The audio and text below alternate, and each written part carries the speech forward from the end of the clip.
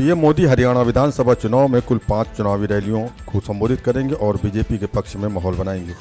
BJP यहां local मुद्दों के साथ साथ कांग्रेस के भ्रष्टाचार को मुद्दा बनाएगी और भ्रष्टाचार के कारण जेल में बंद विधायकों को टिकट दिए जाने को भी बड़ा चुनावी मुद्दा बनाने की तैयारी में है। चुनावी रणनीति के बीजेपी के फोकस गैर जाट जातियों पर भी रहेगा। बीजेपी ने इस बार चुनाव में 13 जाट उम्मीदवारों को अब तक चुनावी मैदान में उतारा है।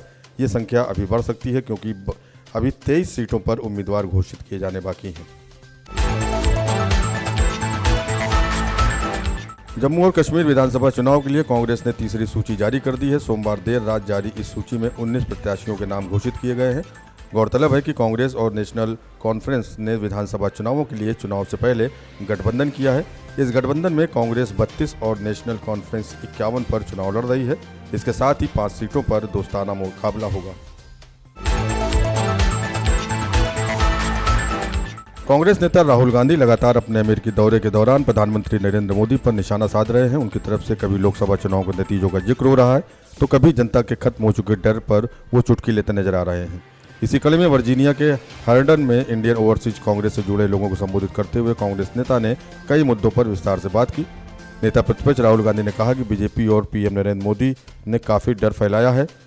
एजेंसियों का दबाव लगातार छोटे व्यवसायों पर डाला गया, लेकिन चुनाव के बाद ये सब गायब हो गया। कांग्रेस सांसद और लोकसभा में नेता प्रतिपक्ष राहुल गांधी इस समय अमेरिकी दौरे पर है। यहां पर टेक्सास में उन्होंने बेरोजगारी का मुद्दा उठाया।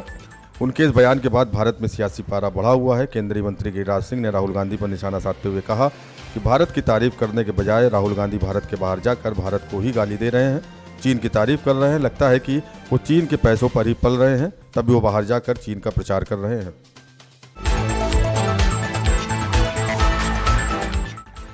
पश्चिम बंगाल में आरजीकर मेडिकल कॉलेज और अस्पताल के डॉक्टर के साथ रेप और हत्या की घटना के खिलाफ प्रदर्शन कर रहे जूनियर चिकित्सकों ने कहा कि मंगलवार शाम 5 बजे तक काम पर लौटने के सुप्रीम कोर्ट के निर्देश के बावजूद वो काम नहीं करेंगे।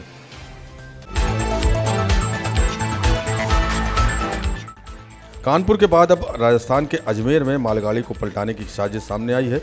यहां रेलवे ट्रैक पर करीब 70 किलो के वजन के 2 सीमेंट के बने पत्थरों को रख दिया गया। इसको लेकर थाने में एफआईआर दर्ज कराई गई है।